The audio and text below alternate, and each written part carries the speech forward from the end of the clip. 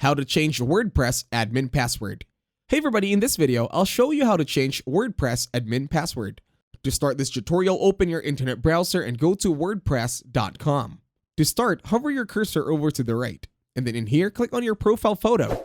In here, go to Account Settings, the one with the gear icon. Then, click on Security, the one with the lock icon this time. Once you're here, you will see your password and your account email. Now to change your password, you can actually input here your new password if you want. Once you're okay with that one, just click on Save Password button. It glows up green when it says it's okay. Go ahead, retry typing in your new password just to be safe. Take your time, don't worry. And then make sure you're the only one who knows about your password. Once you're good and that you already put in your new password, all you have to do right now is to click the Save Password button. It lights up green or purple or scarlet if it's already okay. And that's it. Thank you very much for watching. Please leave a like, share, and subscribe to the channel, and hopefully you get some value in this one. And as always, I'll see you in the next one.